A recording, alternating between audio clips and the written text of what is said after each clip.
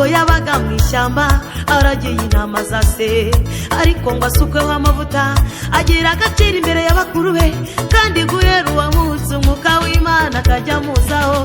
Bene data reka mbabwire agaciro ni amavuta, bene data reka mbabwire agaciro ni amavuta.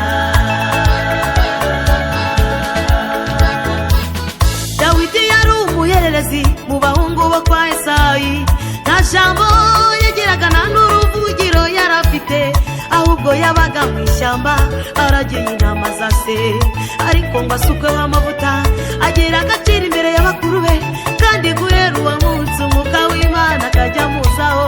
Bene data reka mbabwire agaciro ni amavuta, bene data reka mbabwire agaciro ni amavuta. Nifurije gutunga imbaraga n'amavuta by'umwuka wera, n'umupfakazi wari ufite umwenda awumaranye igihe, yabijegereje bisaga n'amavuta ati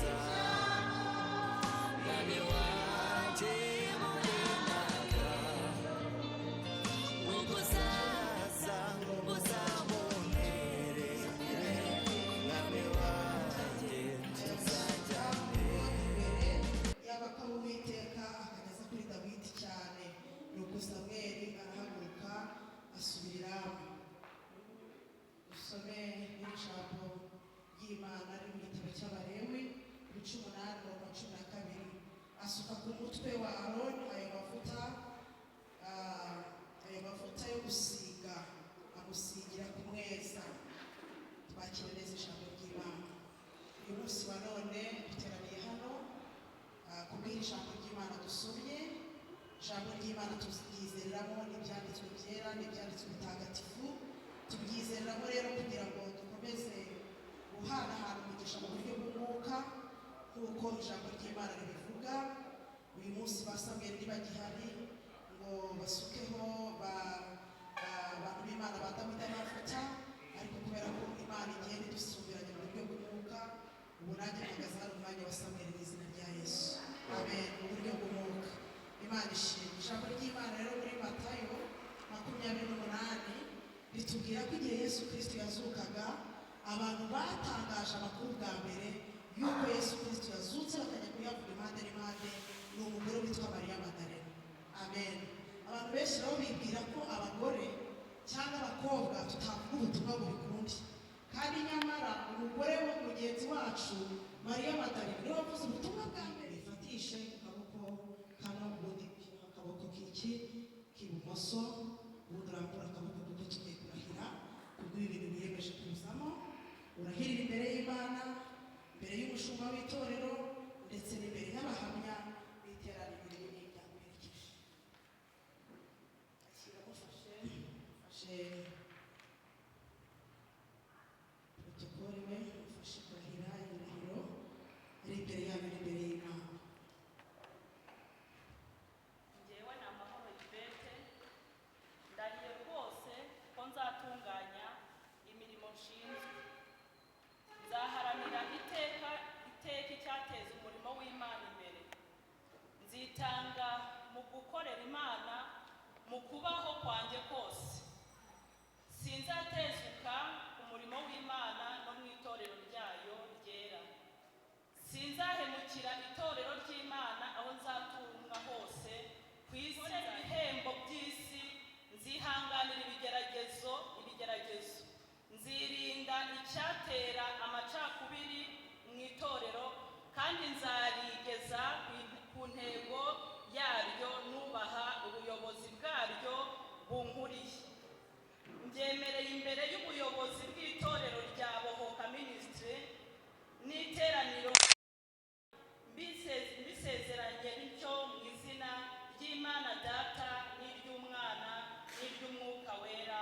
Amina. Imana ishimwe. Ashyira ukuboko kuri iyi ndahiro arahiye imbere yanyu. Dusengera hano ko ubyemeye ibyo bintu uvuze, kandi ni ukuri nk'uko uvuze ngo Imana izabigufashemo. Nanjye nk'umushumba Apotre Rosine umuhaye izi nshingano, nanjye ndabisinyiye mu izina rya Yesu.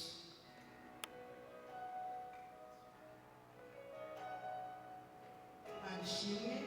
Ndagira ngo ndebe niba muri iri teraniro hari abandi bashumba barimo babisigiwe, bahaguruke baze dufatanye muri uyu muhango.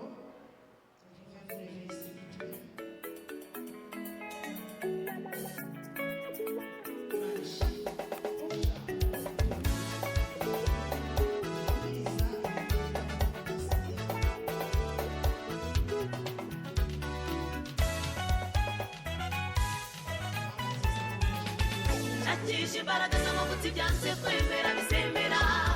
Nakije imbaraga z'umugabo ibyanze kwemera bizahinduka. Kuko ubwo butunzi ibyo nashakisha ikora, kandi ntegereje kwitwa mu kazayikoreshwa bwiza.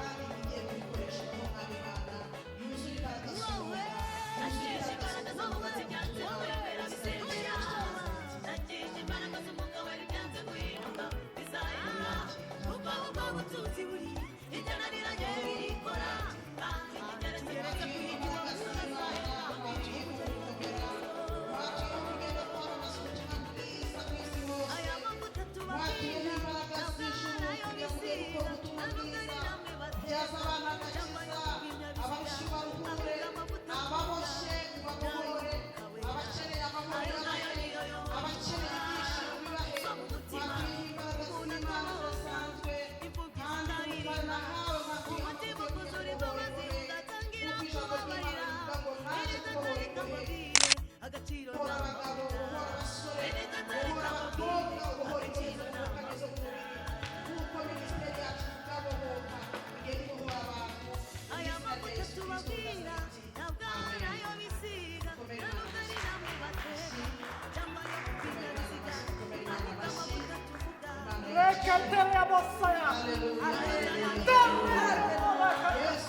mu mutima umuntu akabahoka imfubyi zikaririmba umutima ukuzura imbabazi ugatangira kubabarira bene data reka mbabwire agaciro ni amavuta bene data reka mbabwire agaciro ni amavuta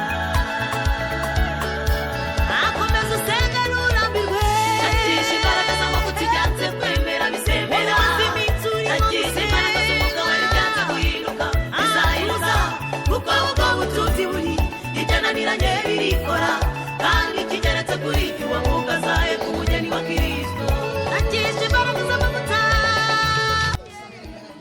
shakisha imbaraga z'amavuta ibyanze kwemera bizemera shakisha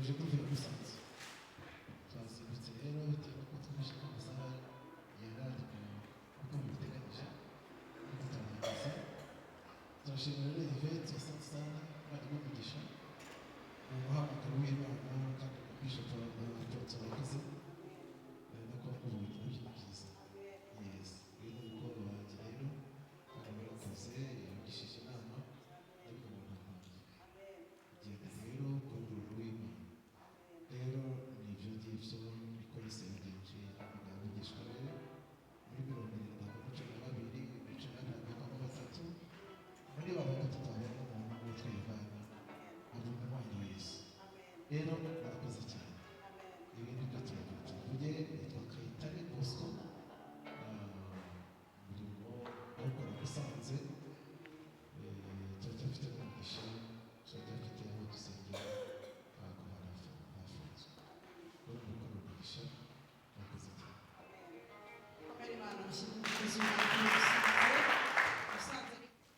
amahoro y'Imana bane namwe. Amen. Murakoze cyane kumpa umwanya. Nitwa Niyitegeka Shakira Shani, ndi mukuru wa Yvette. Amen. Amen. Ninjye mfura nkunda ya mama wacu. Yego. Ankurikira bwa kane. Amen. Bwa gatatu hagati yanjye nawe harimo abahungu babiri uretse kumwe n'itariki. Amen. Ndabashimiye cyane. Amen. Mbere na mbere ndashimye Imana. Imana ibe Imana rurema. Imana ihabwe icyubahiro. Hallelujah. Imana ihabwe icyubahiro. Reka nanjye maze gusobanuza icyo Haleluya ivuga, mwihangane narayimenye kuko natwe turayikoresha muri Korani nubwo ari ururimi rw'icyarabu, ngiye kuyitera. Amen. Uramfasha ntere Haleluya zirindwi. Amen. Hari impamvu yacyo. Amen. Papa Pasiteri. Oya, Papa Kayitare. Ntabwo nzi ariko njye muzi kuva kera. Impamvu ngiye gutera Haleluya niyo ngiye kubanza kuvuga. Kuri iyi saha kuri ntabwo. Hallelujah. Niyo ibikoze. Amen. Kuko narayibisabye mu gusenga kwanjye, mu kwizera kwanjye. Amen. Ntabwo nigeze nisaba idini. Umusiramukazi ubyemera urabyumva, ariko sinigeze nsaba Imana idini. Nasabye Imana ni Imana hera umwana wa mama kukumenya. Amen. Akajya atoroka akajya kuri minivamu akabimpisha kuko yumvaga ko ntari bubyemere. Nza gukurikira uwo mupasiteri ninde njyayo. Ntabwo abizi Papa Pasiteri ko naje narahageze inshuro ebyiri nje kureba Kayitare. Ubu na nimero yanyu ndayigira. Ni nayo mpamvu mwaje mwicara hariya mbwira protokole ni buriya Papa Pasiteri. Amen. Njye mwita Papa Pasiteri wihangane. Ndagushimiye cyane mu rugendo wafashije murumuna wawe. Amen. Ntacyo njye nari kubikoraho, ariko ni ukuri mu byubahiro byawe warakoze. Amen. Imana nsenga, Imana itari bayari, Imana nubamira mu gihe nzakubera umugisha n'umugambi. Amen. Ndashima cyane nanone abavandimwe baje nabo baje bakere baza hano, Jeanne na Jeannette bariya mureba ni impanga. Baramufashije ndetse baramufasha gusenga, baramufasha. Ndashima Imana rero ko ishoje. Amen. Amen. Iyo nza kuba naravuye mu mubiri ntabonye asutswe hariya amavuta nemera, kuko ni amavuta yavuzwe, ni amavuta y'icyubahiro, Amen. ni amavuta afite imbaraga. Amen.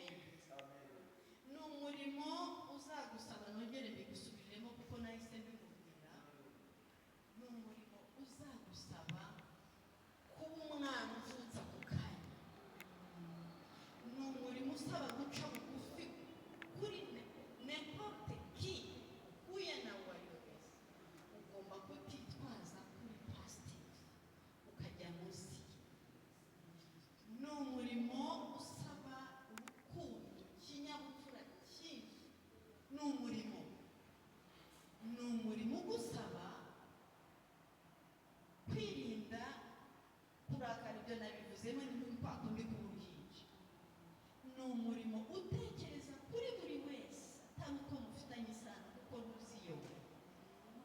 Babwize ukuri ntabwo aya mavuta uburyo nyazi uburyo z'imbaraga ziyabamo ntabwo yasukiye umunsi. Mama Aposo ajyaga ambwira ngo Aposo wanjye ndagushimiye. amen. Wabivuzeho ni umurimo agiye gusengera abarwayi barahari cyane. Hari impamvu ari we watoranyije. Iwacu ukuntu tureba harimo ababikira, harimo abapadiri, harimo n'uyu mama yirengagije korali ayoboye mu kiliziya ikomeye cyane kandi ni umunsi wa Asomusiyo. Nanjye ndi umusiramu ubyemera, ntabwo nari nanemerewe gusa ariko kubera umwana wa mama twose rimwe tuzahurira mu ijuru. amen. Ni umurimo rero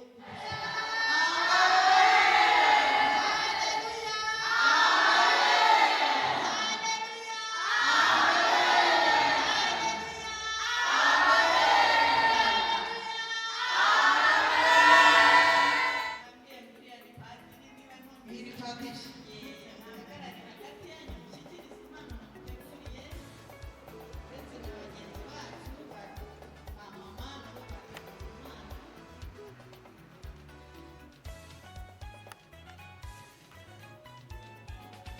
Shakisha imbaraga z'amavuta ibyanze kwemera bisembera. Shakisha imbaraga z'umugabo zibyanze kwiruka bizayiruka. Kuko ubwo bucuti ibyo nabirage arikora. Kandi kigeretse kuri kiba kuko azayegurerwa kirije. Wowe shakisha imbaraga z'amavuta ibyanze kwemera bisembera. Shakisha imbaraga z'umugabo ibyanze kwiruka bizayiruka. Haleluya! Haleluya!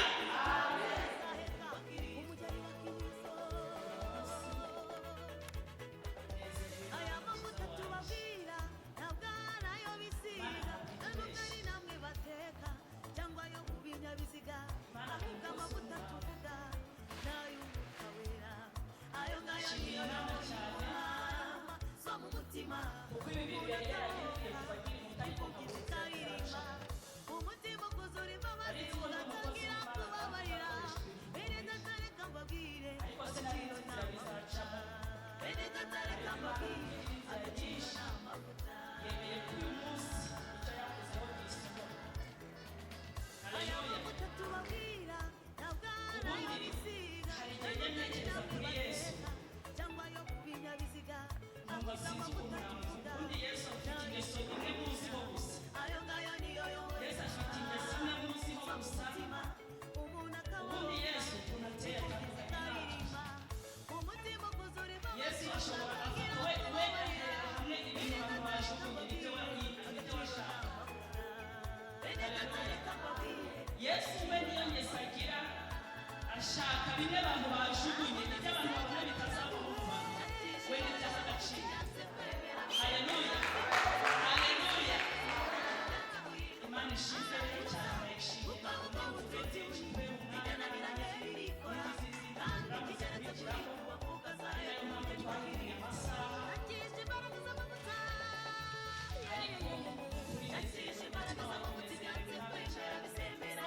ndishimye cyane, ndanezerewe mu buryo ntari nanezerwa kuko njyewe ubundi amateka yanjye kugira ngo no gushira cyane nashima pasa Boso Kayitare. Ubundi Imana ikoresha ibyo yaremye niwe Imana yanyujije no kubohoka kwanjye kwavuye kuri Boso. Dawidi yari umuhererezi mu bahungu bo Hagiye kwa no Esayi. gusenga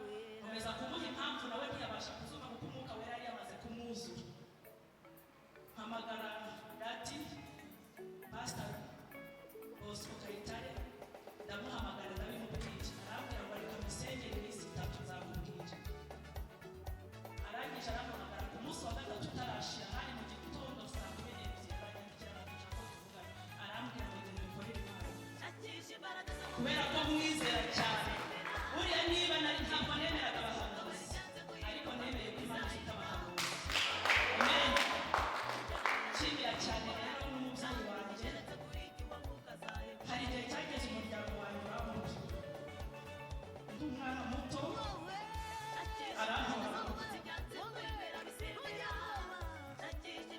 yankora kuyatazi atazi nanjye nanjye kwibwira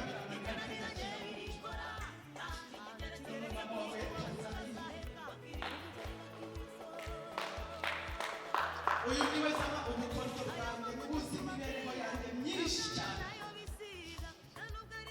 niba muntu wangejeje i Kigali ahubwo amavuta tuvuga nayo niwe muntu wangejeje i Kigali ayo ngayo niyo yobora ingoma ngirirwa n'umugisha ukomeye cyane umuntu akabohoka Imana imuri Kigali kuko iwe ni mu Gatete ariko Yesu akanyereka ko ndi iruhande nkabibona Imana ingirira umugisha abona akazi gukorera mama yimurira ibizinesi Maraba ntazi ko nzagajyayo mu gihe ngeze Maraba niwe muntu wa mbere ntabwo sinari narigeze mpamenya numvaga gusa ko yagiye ariko sinari nzi ko nzahagera nkagera mbona mfite umugabo mfite inda ya mbere arandwaza arampemba mbana nawe abana bamenye ko ari nyirakuru niwe bazi ko ari we mama aho ntuye ndagushimiye cyane mami ndagushimiye Imana izaguha umugisha nongera gushimira cyane na mukuru wanjye ni nawe mama kuko mama wacu amaze gupfa twari benshi ubu maze kubyara maze kubona nuko yari afite inshingano nyinshi cyane kuko ngewe abana twari tumeze tuti kuko nagenda agezeyo birinze baragatanga abakuvukamo ubwacu ari barindwi dufite n'abamama wacu nabo bandi ntabwo twari umuryango mwinshi nawe n'akazi afite gashoboka yabona ari abandi ntakintu bafite yiyimye kwambara igitenge cyiza nk'abandi bamama kubera twebwe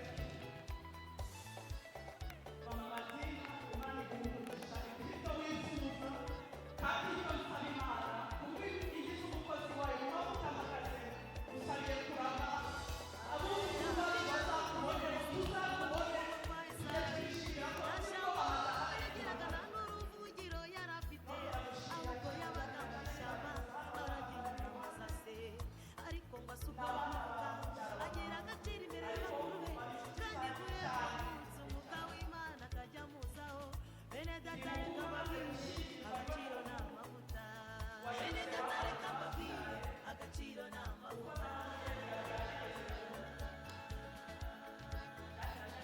Dawidi yari umuhererezi mu bahungu bo kwa Esayi nta jambo yagiraga na n'uruvugiro yari afite ahubwo yabaga mu ishyamba aragenda amasase ariko amasuka y'amavuta agira agaciro imbere y'abakuru kandi kureba uwo munsi umwuka w'Imana akajya amuzaho bene data reka mbabwire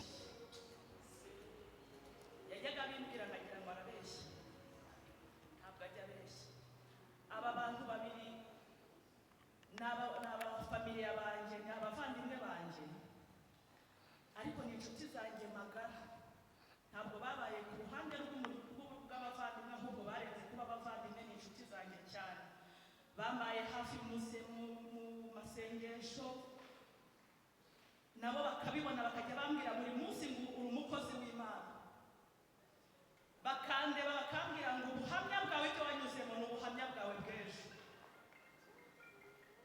Jeanne na Jeannette ndabashimiye cyane Imana ibaha umugisha ibyiza bituruka mu ijuru byose umugisha wa Aburahamu na Isaka na Yakobo mpakaze muri aya mavuta mpabwa n'ubushobozi bw'itorero rya Bohoka Ministry ndababohoye mu izina rya Yesu nongera gushimira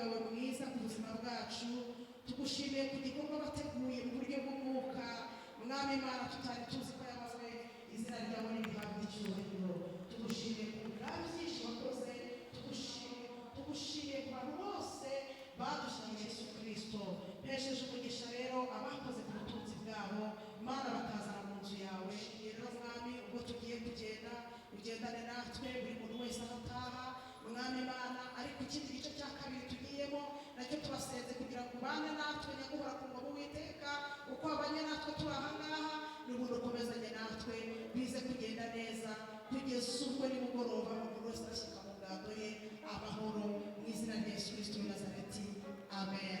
Bari bamugisha ubwo turakomeje nasa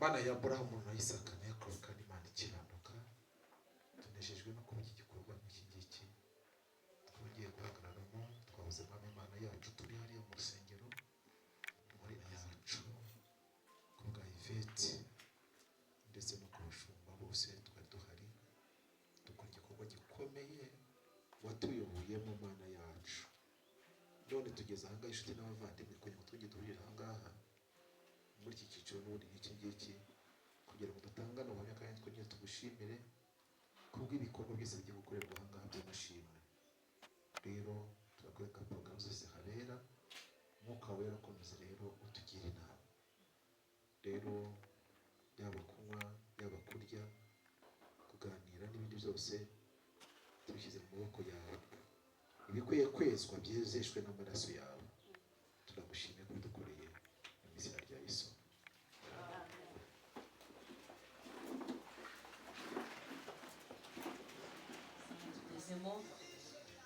Rero ndasaba abantu bari ikambere kugira ngo batwegereze hafi icyo kunywa zogera naho yambwiye kuko Imana atari umuntu wibeshye gakomera nifite ijambo rya nyuma kuri je tuma tutareba imbere iyo tujya bimeze bityo nzi neza icyo Imana yamvuzeho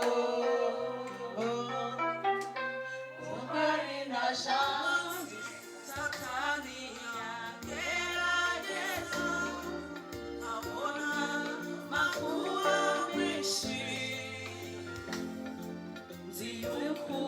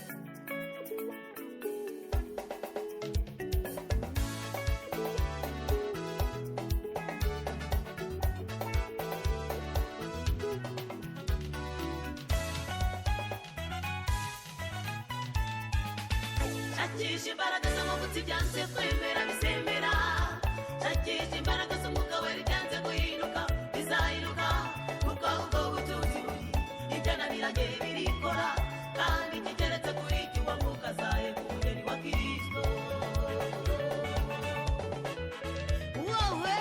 shakisha imbaraga z'amavuta ibyanze kwemera bizemera shakisha imbaraga z'umwuka wera ibyanze guhinduka bizahinduka kuko ubwo butunzi buri ibyananiranye birikora kandi kigeretse kuri iki uwo mwuka azaheka umugeni wa Kristo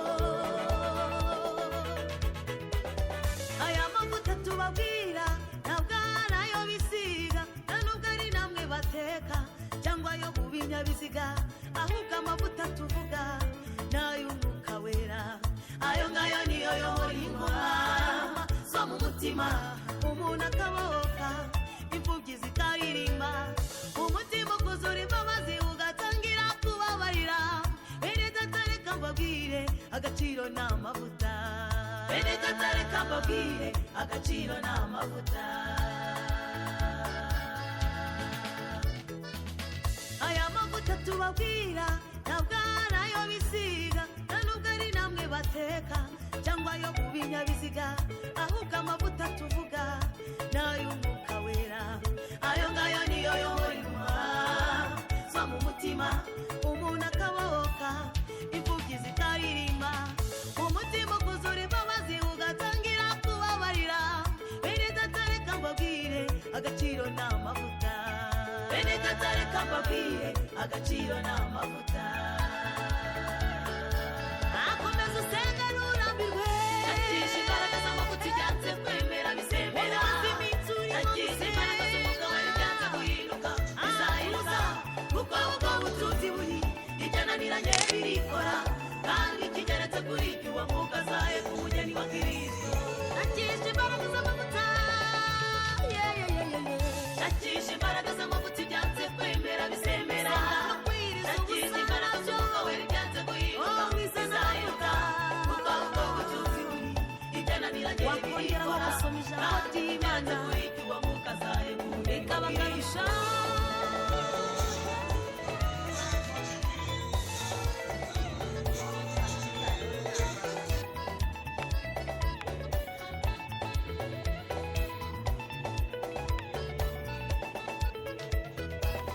dawidi yari umuhererezi mu bahungu bo kwa esayi nta jambo yagiraga nta n'uruvugiro yari afite ahubwo yabaga mu ishyamba aragiye intama za se ariko ngo asukweho amavuta agira agaciro imbere y'abakuru be kandi guhera uwo munsi umwuka w'imana akajya amuzaho bene data reka mbabwire agaciro ni amavuta bene data reka mbabwire agaciro ni amavuta dawidi yari umuhererezi mu bahungu bo kwa esayi nta jambo yagiraga nta n'uruvugiro yari afite ahubwo yabaga mu ishyamba aragiye intama za se ariko ngo asukweho amavuta agira agaciro imbere y'abakuru be kandi guhera uwo munsi umwuka w'imana akajya amuzaho bene data reka mbabwire agaciro ni amavuta bene data reka mbabwire agaciro ni amavuta bifurije gutunga imbaraga n'amavuta by'umwuka wera n'umupfakazi wari ufite umwenda awumaranye igihe yabijereje bisaga n'abamubaza ati mbese ufite iki ati mfite agaherezo kutuvuta gusa niko mfite ati byarutira ibintu kandi wihindutire kera arabizana barasuka barasuka barasuka amashanyarazi imbaraga n'amavuta ibintu byose biruzura elisa aramubwira ati genda wishyura umwenda asigaye agutungane n'abana bawe amavuta y'umwuka wera amavuta ashobora kukwishyurira umwenda warumaranye iminsi amavuta yakugira umuntu ukomeye amavuta yakugira umunyacyubahiro mu muryango wawe w'umwuka wera bivuze ko amavuta yakugira umuntu ukomeye mu gihugu amavuta yakugeza ahantu utari kuzigeza bifurije gutunga imbaraga n'amavuta by'umwuka wera amavuta y'umwuka wera bamwe bateka cyangwa yo mu binyabiziga, ahubwo amavuta tuvuga n'ay'umwuka wera. Ayo ngayo niyo yobora intumwa zo mu mutima, umuntu akabohoka imfubyi zikaririmba, umutima ukuzura imbabazi ugatangira kubabarira. Bene data reka mbabwire agaciro ni amavuta, bene data reka mbabwire agaciro ni amavuta. Akomeza usenga nturambirwe, shakisha imbaraga z'amavuta ijyanze kwemera bisembera, shakisha imbaraga z'umwuka wera ijyanze guhinduka bizahinduka, kuko ubwo butunzi buri ibyananiranye birikora, kandi kigeretse kuri ibyo uwo mwuka azahe ku mugeni wa Kristo. Shakisha imbaraga z'amavuta, shakisha imbaraga z'amavuta ijyanze kwemera bisembera, shakisha imbaraga z'umwuka wera ijyanze guhinduka bizahinduka, kuko ubwo butunzi buri ibyananiranye birikora, kandi kigeretse kuri ibyo uwo mwuka azahe ku mugeni wa Kristo.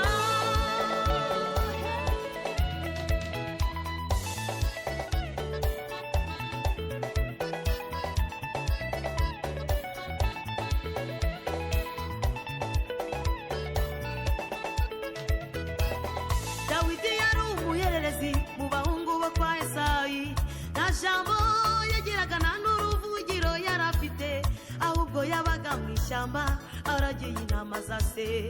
Ariko ngo asukweho amavuta agira agaciro imbere y'abakuru be, kandi guhera uwamutse umwuka w'Imana akajya amuzaho. Bene data reka mbabwire agaciro ni amavuta, bene data reka mbabwire agaciro ni amavuta. Dawidi yari umuhererezi mu bahungu bo kwa Esayi, nta jambo yagiraga nta n'uruvugiro. Nabonye ko ikirori cyahumuye, nshimiye uburyo mwitwaye neza mu gikorwa tuvuyemo.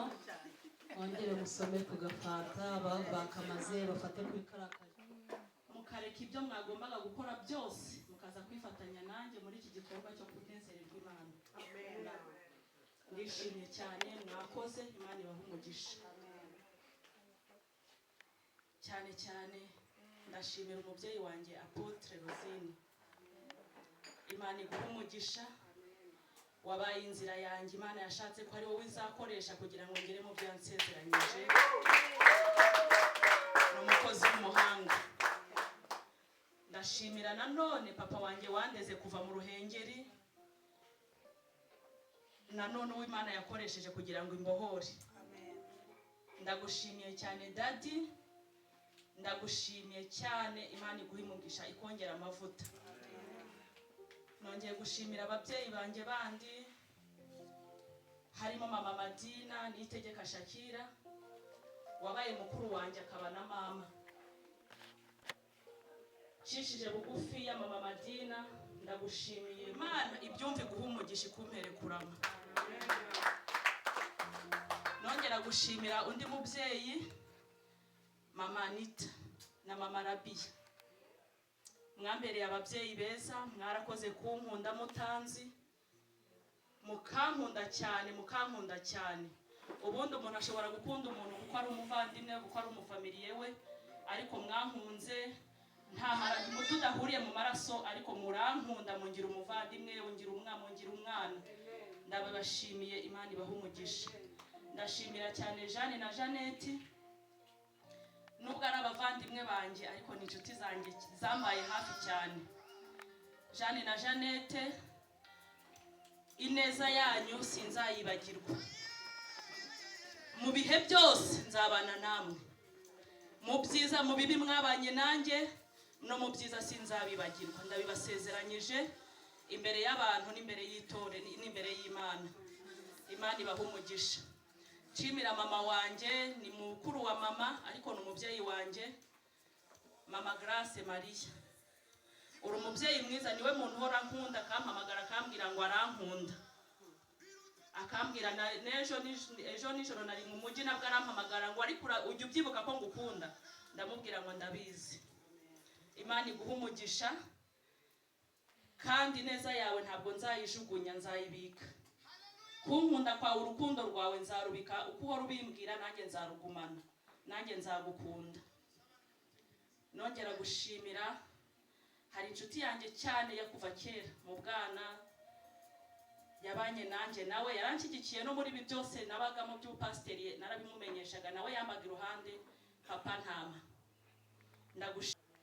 Imana iguhe kurama nzakomeze kukubona.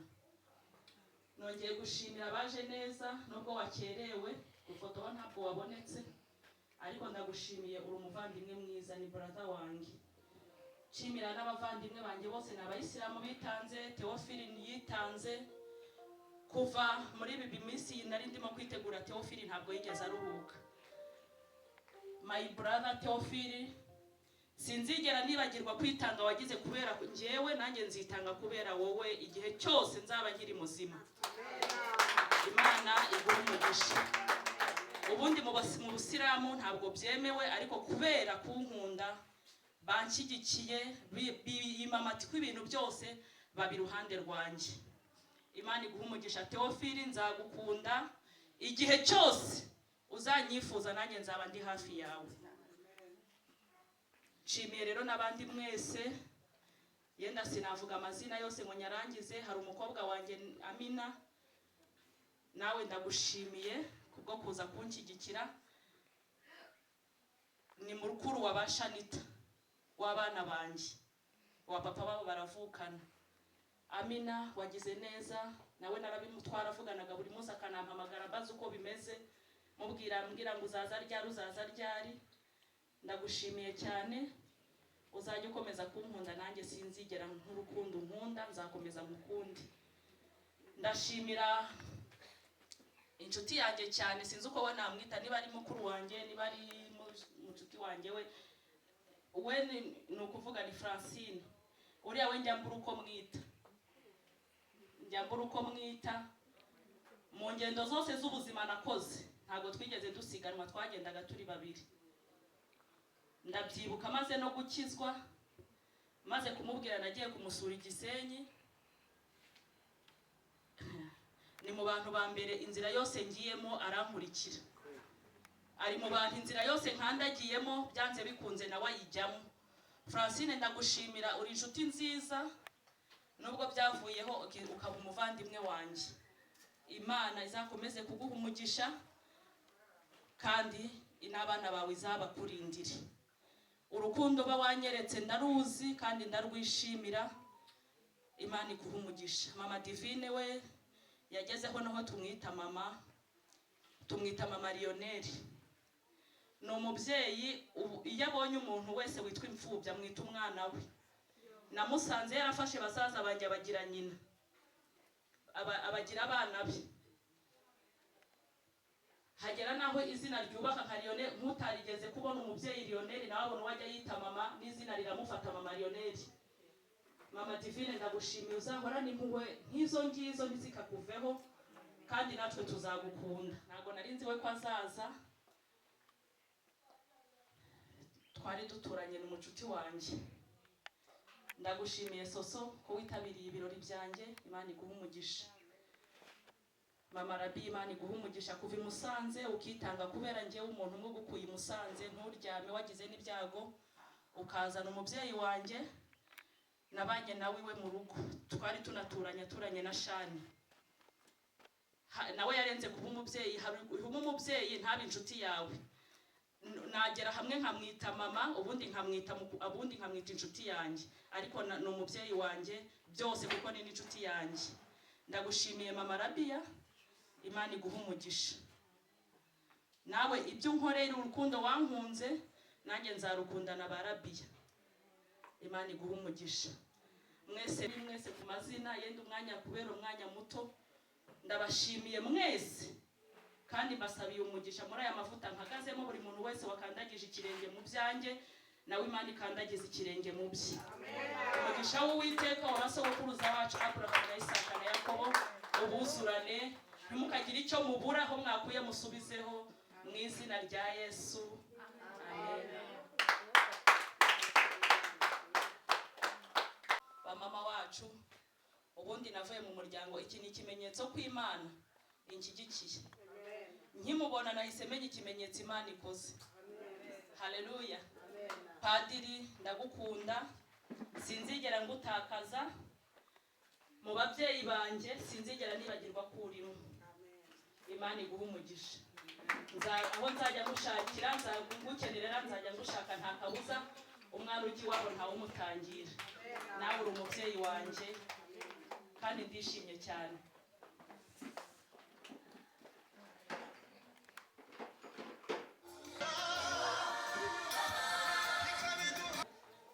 Ashimire noneho byerekana no mu bikorwa atanga impano kubo yaziteguriye. Reka akomeze icyo gikorwa kugira ngo aze kusozereza rimwe atugezaho n'ibindi biri inyuma. Abazaniye kugira ngo izatubere urwibutso rwo kutibagirwa igikorwa turimo. Mbere na mbere ndabanza bazana impano y'umubyeyi wanjye Apotre Rosine. Ariko mujye mutangana amashyi.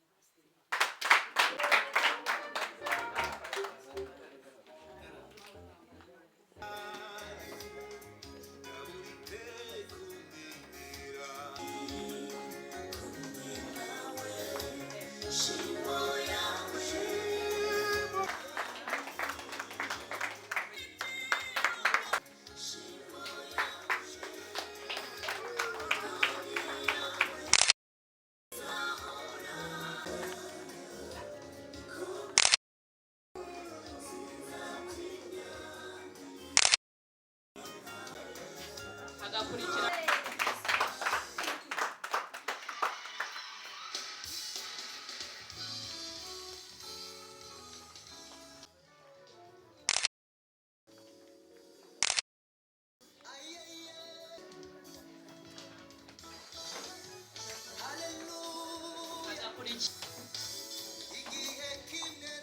ubu twabaye impanga eshatu.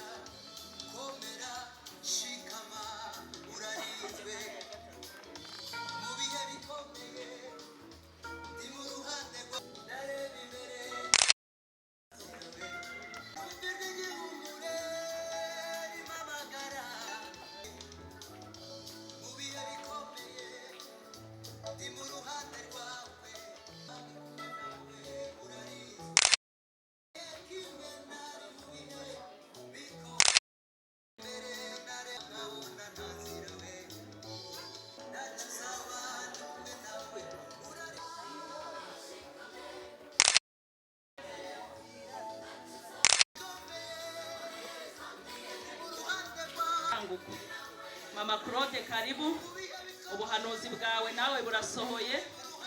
Ni byiza ko ubuhanuzi busohora ababuhanuye bagihari.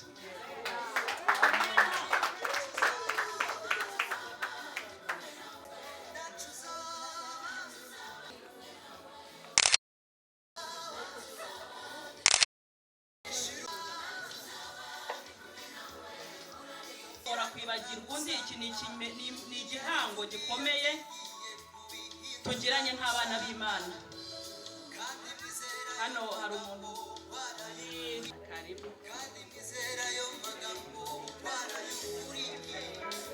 tuje kuduha iyo mpano nk'urwibutso. None cyane wibuke ko ari Marwa wabikoze.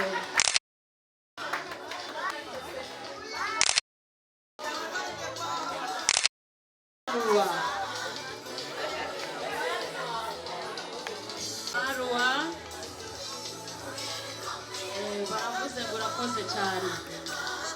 Yewe rero mu byifuzo byawe muduhanye byose niki watwima. Mwami turabizi ko dukunda. Ineza yawe twarayibonye. Twabonye uduhagurutsa, twabonye udukiza ibyago n'amakuba. Nanone kandi niyo mpamvu dubumbuye akanwa kacu n'imitima yacu bihamiriza kuri umwami. Ijambo ryawe Yesu riravuga ngo watuza akanwa ke kuri Yesu Kristo kuri umwami azakizwa. Nukuri natwe ubwo duteraniye hano ndabizi neza ko twizeye kuri Kristo umwana w'intama. Turabihamisha akanwa kacu ndetse n'imitima yacu. Mwami Imana rero uyu ni umunsi nahagurukijwe kugira ngo mukorere. petero ntagihari ariko ndahari, yohana ntagihari ariko ndahari. Mwami Imana, abahanuzi uko ugenda ubasimburanya ninjye wateguye muri iki gihe nk'iki ngiki.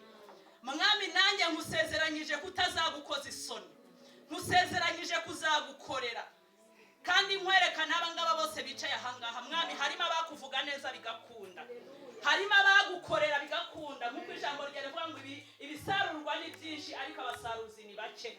Mwami, nkweretse aba bantu bamperekeje ahangaha kugira ngo batere inyota yo kugira ngo bagane bishimire umurimo wawe, kandi ubapagurutse nabo kugira ngo mu gihe nk'iki ngiki bazakuvuge. Mwami, kugira ngo bazaharagira intama zawe, kugira ngo Mwami abari impande zo hirya no hino, niko ijambo ryawe ngo tuzavuge ubutumwa mu mahanga ku mpera zose. Rero ndakwinginze kugira ngo muri aba bantu bicaye ahangaha ntibakazaburemo abakozi bakuvugira, buri muntu mu murimo we, buri mu itorero icyo yahamagariwe. Mwami, umukomereze amaboko, uduhe umugisha rero Mwami Imana. Mwami, umugisha w'abasogokuruza wacu utavangiye ntitukawubure, reka utwuzuraneho, reka igikombe cyacu gisesekare, reka tubone ineza yawe twongere tuguhamye, reka tubone gukora kwawe twarakubonye, ariko reka n'abatarakubonye bakutuboneremo. Mwami, ufungura amaso y'abantu y'imitima, ufungura ibitekerezo by'abantu. Mwami, abari mu bubari, abari mu busambanyi, abari impande zo hirya hose mu bikozasoni, reka bose tubahamagarire mu murimo wawe, imbaraga zawe abarizo zibakoraho. Mwami, turabizi neza ko dusaba bikeya ukaduha byinshi, gusaba ni ukwacu ariko gukora ni ukwawe. Turagushimiye ko ubikoze kandi ukabubyemeye, ni mu izina ryawe Yesu Kristo tubisabye kandi twizeye, amen. Nawakiriye umugisha wawe, turebe uko bimeze natwe tubone kujya.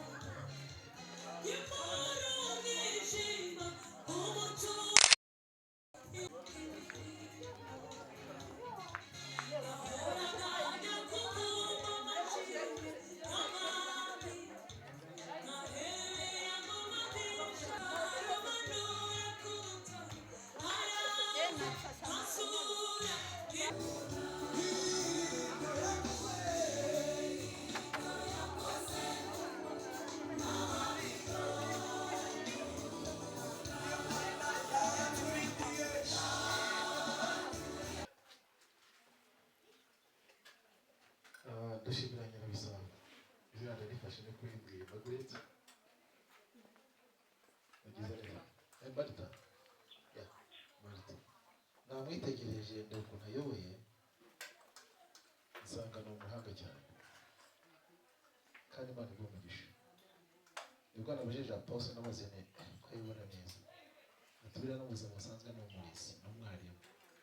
Urumva rero nk'umuntu nk'umwarimu teacher no mu buzima busanzwe urumva aba afite uburyo ahagaze n'ubwo bwa mbere nkubonye, ariko rero narakubonye n'ubusanzwe muri maze kuvugana na Pastor Yvette akumbwira byari ngombwa kugira ngo rero nkubone ndakwitegereza. Hari umukozi Imana wigeze kujya muri Isiraheli, anyuze muri Isiraheli ahura n'umuntu gutyo bamaze guhurira muri Isiraheli, amubaza ngo ariko twahuriye hehe? Abona aramuzi, akabona aramuzi pe, ariko aravuga ati twahuriye. Yari umwirabura n'undi ari umwirabura, ariko hano ari u Rwanda, ariko ni nawe umwirabura. Ngo amurebe ko cyakubitanye, aramubaza, asangana nabo bahurira, asangana umunyamahanga w'iyo. Arangije kuko umukozi w'Imana ni umurokore cyane, ni usenga. Aragata ntabwo byantangaza. Hari ahantu tujya duhurira. Yesu bakicyubahiro. Hari ahantu tujya duhurira. Ahantu bajya bahurira ho hariho ni mu buryo bwo kwisimuka. Rero burya ushobora guhura n'umuntu iyo muzi ngo murasenga murahamanya ntukagishidikanya burya ahantu ho muzi guhurira. Ntabwo rero uri gukubana ntabwo ari bwo bwa mbere, rero abo twari baduhurira mu rwego rwo mu mwuka. Rero barakoze cyane, niyo mpamvu nabwiye Yvette, nabwiye rero arambwira ati iki gikorwa ni nako yambwiye, nutanyemerera ntabwo nzagikora, ariko nunyemerera nzagikora. Urumva muvandimwe, uriya muvandimwe wacu wamusanze w'umunyabwenge uriya yaza rwose pe, uyu murokore w'umuyisilamu yantagaje. Noneho Yvette ambwira ako kantu ko ndamuzi iwacu Musanze, afite urwego yayoboraga icyo gihe, ndamuzi urabona bwa ntasaza ahubwo nagiye ko mbona yariyoboye mubone gutya usanga mbona ndamuzi, kandi icyo gihe yabonaga nyine yaranibarunaga, ariko mbona arakayoboke cyane. Noneho nibwo Yvette ambwiye atyo, ndavuga nti reka rero Apostle amunyeretse kandi Apostle ni benshi, reka mbanze njye gusenga, kandi turasenga pe ubundi Imana ijya idufasha. Nyuma y'iminsi 2 n'igice gutya wa gatatu utari warangiza, nabwira nti jya mu gikorwa, nta mpamvu n'imwe. Nibwo rero yahise ajya muri process y'imihango isibayeho uyu munsi. Rero burya inshuti igusiga indi, ubwo ni ukuvuga ngo kandi kamwereke burya mujye mwubaha, sibyo papa? Ndavuga uyu muvandimwe wacu, reka tujye twubaha. Burya mujye mwubaha umuntu abaje mu kibuga. Haleluya. Si ukuvuga ngo nibyo, no mu buzima busanzwe umuntu wagusanze mu kibuga ujye mwubaha, niyo wanazamuka ukanakomera, ariko umuntu wakubuye ikibuga aba ari igikubu, ujye mwubaha. Hari icyo bajya bita mu rwego rwa ntuza rw'abasirikare, hari akantu bajya kitwa senior. Kari akantu kitwa senior ni umuntu niyo yaba senior ni foundation, ni fondasiyo. Ni ukuvuga ngo umuntu yarabaye senior, nawe uri senior pastor, senior na senior. Umuntu w'umusiniya iteka ni umuntu warabanje akantu, aba afite uburyo bw'ubusiniya rero bw'ubumenyi, akaba yanakugira n'inama. Ni byiza cyane no mu buzima busanzwe harimo basiniya, ariko umuntu wakubiye ikibuga ujye mwubaha, kuko yabona igikubiye ko kigendamo neza, ku buryo n'umuntu ashobora kuba uyu munsi Pasivete kugeza n'ubwo mwatoheye amagambo ni ikintu kitazibagirana mu bana bawe. mfite abapasiteri benshi bakomokaho benshi nanakubwira no muri kigali nkaho mukubika bakomoka ku ngewe ubwanjye ni abapotere ni ababishop baniriye arambwira ati umbabarire kuko hari ibintu bibiri guca maraba kuko maraba ndahazi buriya maraba rero nzanahagera kuko bigize banyambura njya maraba njya nani iredorite kwiga nagiye iredorite kwiga teoloji kuko ari ishuri hari college hari yitwa Destiny College ndagenda ngo ngere Nairobi mpagera maraba mu gihari cya Uganda bwije buriya rero muri igihugu cyacu kiri ku mategeko kiri organize ngo tuhagere wenda umubyeyi mu byo ko yarahari ntaho ntashoboye ubwo ni kera ariko ni kera kuko nibwo nanyibyaye umwana w'uburiza kandi ubu mwana nifite uburiza afite imyaka 2 umwe hasi namusize afite amezi nenye mubyara afite amezi ubu barangije kaminuza hariya muri Kristo Imana umugisha hari Imana aposo hari Imana gufata kubw'umuhamagaro ikagukura mu byo wari urimo ukemerera umuhamagaro w'Imana ibyo twese dushaka kuba tureba siko Imana ireba irareba ibikomeye bene wanyu wa Yvette buriya ukoze ikintu gikomeye muri famiye buriya mu rwego rw'isi y'umwuka hari igikozwe mu isi y'umwuka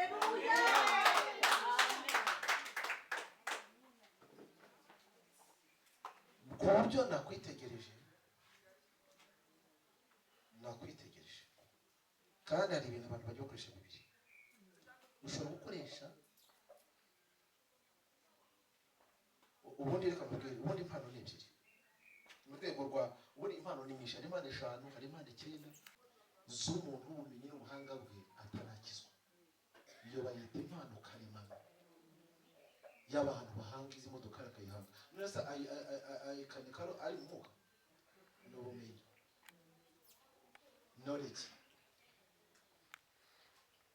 ubumenyi nasa umuntu bakeza no kwamaze kugira mu mwuka akayega mukana wano ko ntari bayubaka neza ubwo n'ubwenge Imana yarebanye umuntu bw'ubuhanga noneho rero buriya twese tugira izo mpano n'abandi bose bisi barazigira icya kabiri hari impano itagira abo bose ariyo y'umwuka ariyo bita impano y'Imana ariyo mpano y'Imana ariyo mpano y'umwuka wera bayita impano y'Imana twisi impano y'umwuka wera niyo bakubwira ngo hari iki impano z'umwuka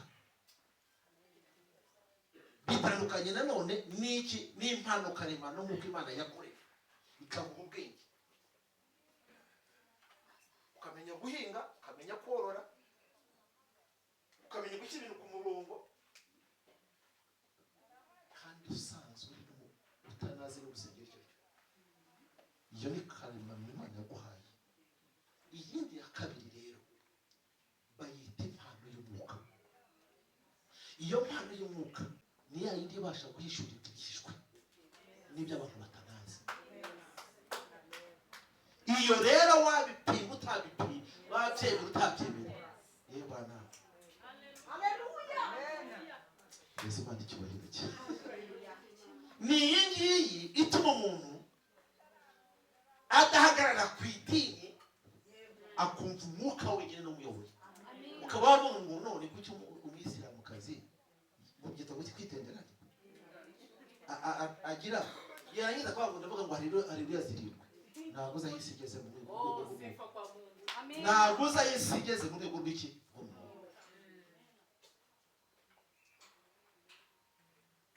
niyo mpamvu rero mu gihe gikwiye rya jambo ryavuze kuri Yvette Pasiteri uyu munsi wa none nibwo yabaye pasiteri ariko ubu yabaye pasiteri kiriya gihe ahubwo icyo bita deliverance ikorerwa muri we rero ko nakubonye ugiye gukorera Imana noneho bihambaye nitegereje nsanga ntabwo urimo kuhuzagurika. Mu gihe yageraga iwacu mu rusengero iwacu yasanze icyo bita umuriro waka w'imbaraga z'Imana. Dusenga mu isi y'umwuka tukinjirayo mu byambere cyangwa sinabwo tube rega ntabwo uvuga ngo buryo rega ntabwo Imana ivuga ngo oye ngo muze mu ndebe oya ntabwo ariko Imana iteye. Imana iremeza igira iti iremeza ukabyemera. Iyo rero burya mu rugo rwanyu mu miryango yanyu nubona hari abantu bamaze kwinjira mu isi y'umwuka umenye ko iwanyu bagiye gukira. Gukira gute? Ntabwo ari gukira urwego rw'umubiri, abazimu bagiye gushya. Abagize bagiye gushya. Niko natwe byagenze kugeza uyu munsi. Njya Ruhengeri ntavukamo, Imana ihamagaye njya Ruhengeri, uhamagara umuhamagaro w'Imana hari. Uriya mwana arahinjira ngo ahinjire azarushye ntanabizi, azanwa n'abandi bana b'urubyiruko banganaga nkawe. Ivete ngo ahagera atya asanga twacometse turi mu isi y'umwuka, twagize mu ijoro rya gatatu ngo ahinguke de pa ntibonke. Ndangije mu gutaha ijambo ako kanya Imana imugenda. Nyuma ya sinageze nambaye se sinageze uki nibwo nagiye kubona mbari marongera nashakishije ngo haha narakishijwe none nyimana ndashaka kuzamenya haha kwa Pastor Kayitare Bosco ntongera nkamwiyereka ambwira amakuru ntarinzi ndatanga. Ntibitangaje neje muri haje umwana avi hano Kigali afite akazi gakomeye umudamu nigeze njya kumusengera umwana yarabaye akagurye byararangiye n'inshuti ikintu bita impano iruta izindi niko Pawulo yabwiye abakuru. Yaravuze ngo impano ikomeye kuruta izindi ni urukundo. Hari aho yavuze 13 abakuru nka kabiri ahari muri bihe bitatu kwa bibiri ariko kuri 13 igitece 13 nibwo yavuze ngo nubwo mwahanura nubwo mwazura abapfuye nubwo mwamera indimi z'abamarika ngende ko badafite urukundo ntacyo byaba bibamariye. Wumvishe ufite impano zitangaje urazura n'abapfuye ngo urahishura n'ibishwe yewe ngo uravuga indimi nk'iz'abamarika ngo urahishura ngo ariko udafite urukundo. Udafite urukundo ngo ntacyo byaba bimaze. Muri uyu mwanya reka ntabwo muzi icyo bajya bita kwibika. Ubundi kwibika ubu usanga ari amasare y'abantu b'impundagizo ariko iri tsinda rimeze gutya rishoye ni ubisheve paseri. Icyo ndimo kuvuga niba navuga ngo impano iruta izindi ni urukundo. Iki kuko baravuze ngo nubwo mwahanura mugatangarirwa n'isi yose n'abantu bose bakabatangarira ngo mukayishura n'ibishwe ngo mukavuga indimi z'abamarika mwereke ko mudafite urukundo ntacyo ngo byaba bize gute bimaze. Ni ukuvuga ngo rero ngira ngo murabizi iyo umuntu yimitswe ushobora kuba harimo n'ababwiye nyine bakwikiza ntibaje ariko abaje ni abangaba n'inkoramutima nizi. Icya kabiri ntabwo ushobora kumenya ko uyu munsi harimo n'irindi teraniro rikomeye twe tutabisha amaso yacu ryo mu ijuru ryatashye ubu bukwe ryatashye hano hantu. Ikintu cyanejeje nabyutse nijoro kweli ntashye nananiwe ejo nakoze amateraniro naniwe naryamye naniwe pe kuko dukora amateraniro y'icyuma murabivuye ukuntu aba ameze. Soza ku mugoroba navuyeyo saa moya nahera mu gitondo ndaryama numva naciye ariko arabyutse nirukanka yera mu mapasiteri muri mu mapasiteri ni umupasiteri n'ubundi atari bya byo kuvuga ngo wenda ngo nuko arema full time ni pasiteri wemitswe wabisekewe abwira ndagiye kureba wa mukobwa bagiye kwimika nuko ndazi buriya no kuvuga ngo icyo gihe umuntu wankuruye tukaza twese dushaka ariko hari n'uwambwira sinagiye singiye hari henshi nagiye n'ubu ko sinagiye ariko ifite sinzi umuntu watumye najya Nairobi akampagarika mfite gahunda baniteguye ariko kambwira ati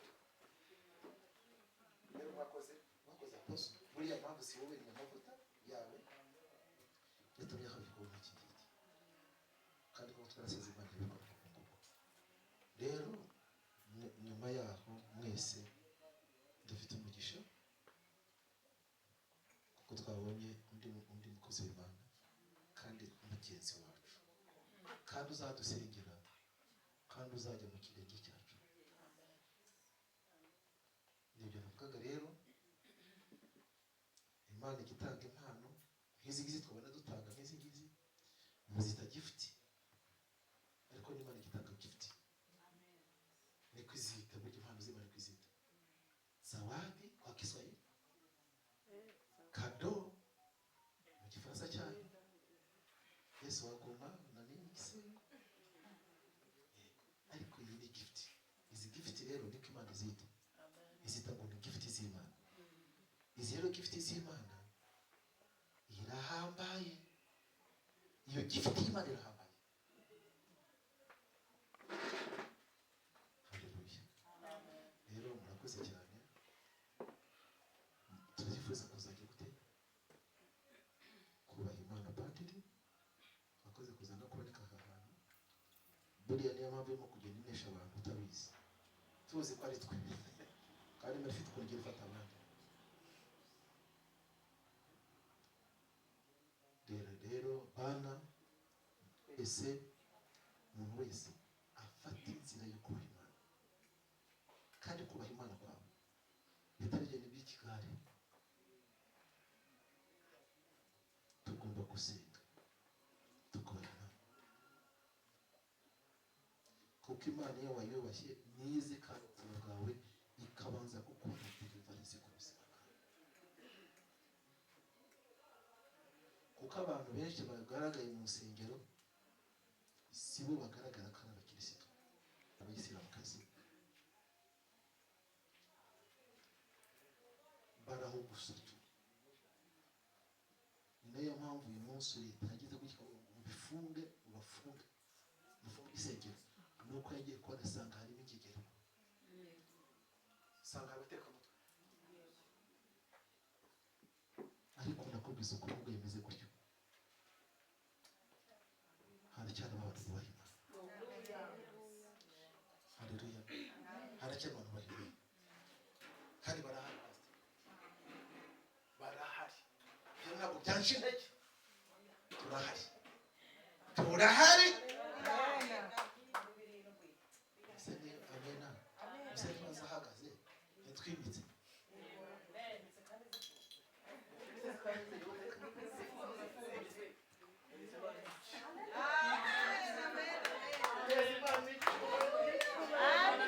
ongera uhereze Imana icyo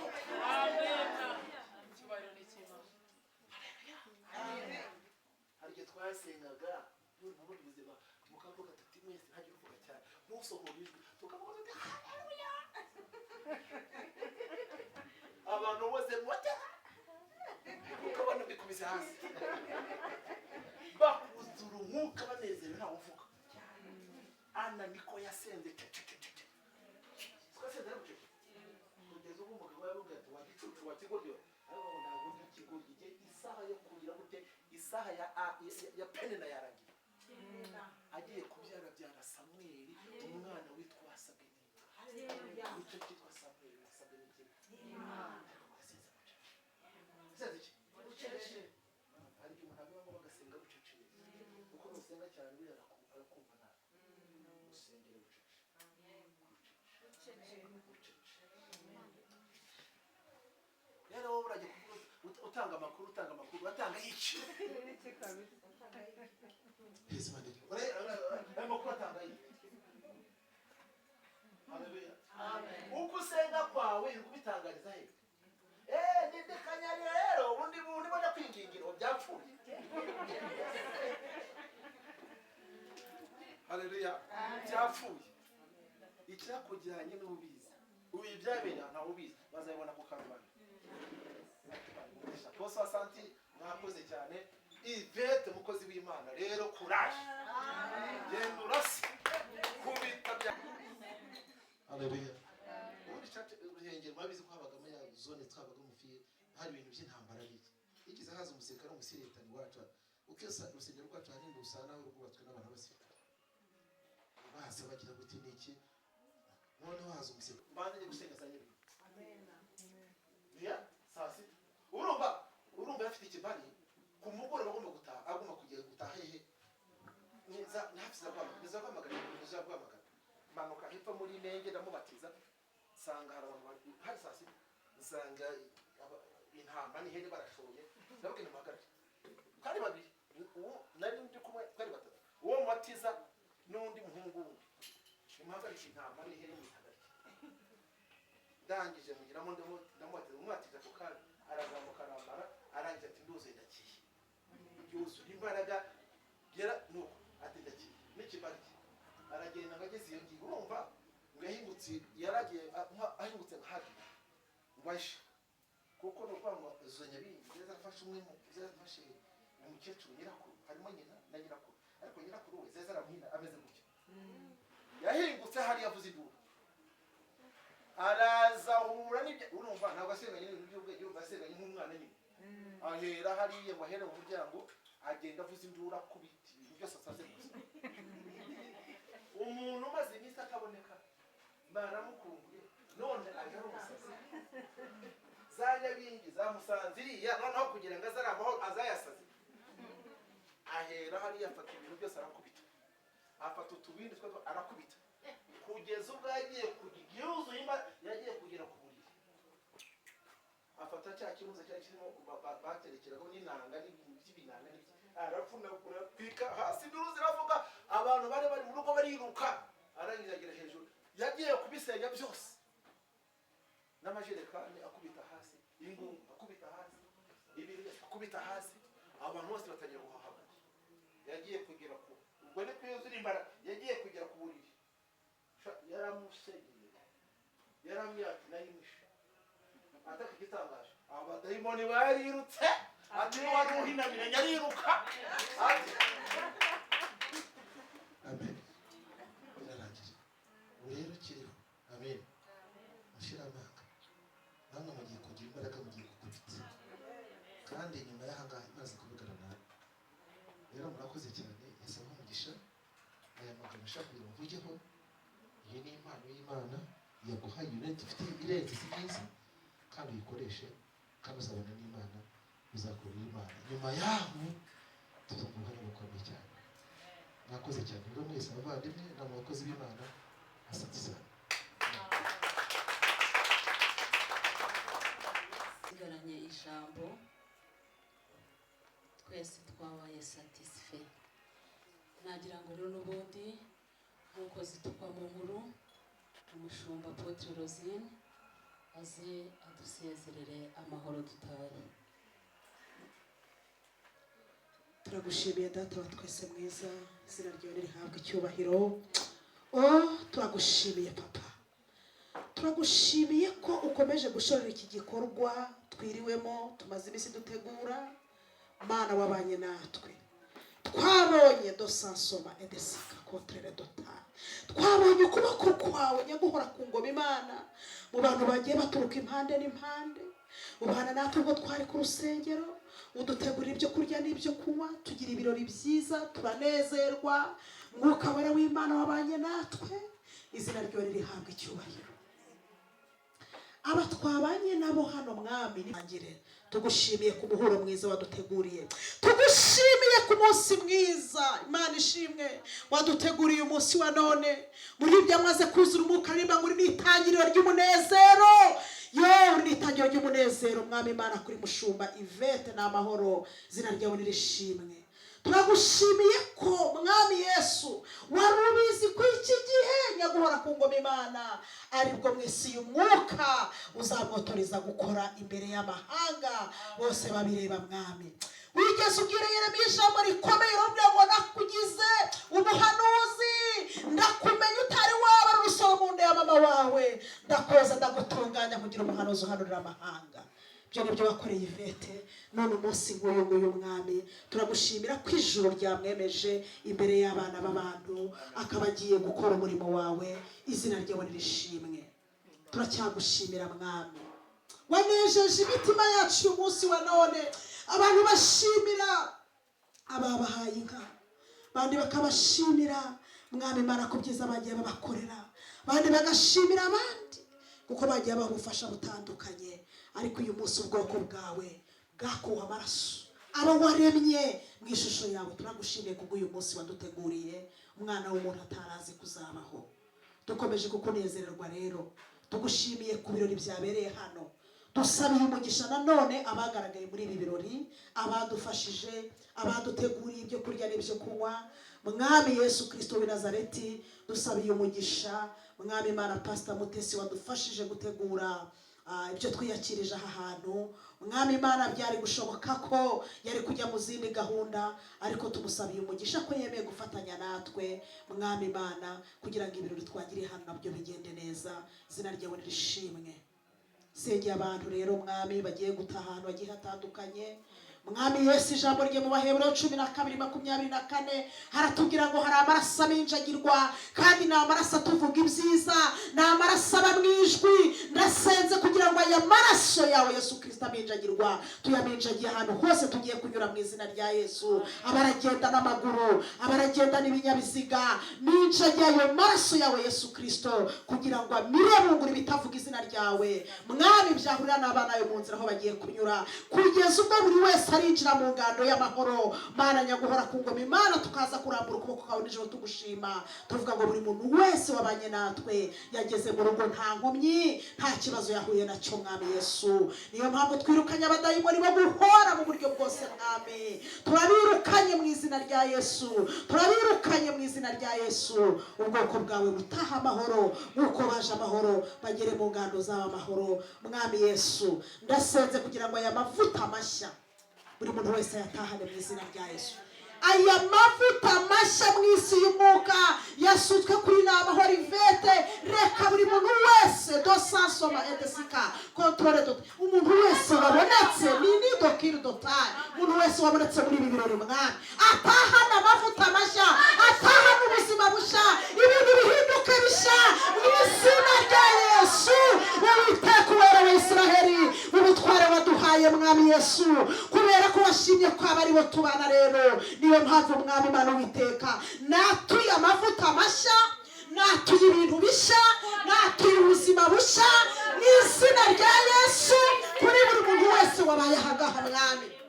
Duhereye muri uru rugo twicayemo, ndatura dosansoma edesika ibintu bisha mu izina rya Yesu. Ndasenze n'ibintu byari bishaje nk'uko nama wari Yvette amazina yari afite yashaje, tukamusukaho amavuta y'izina risha, abantu tukaba twamushyigikiye. Uko niko senze kugira ngo ibintu byose bihinduke bishya.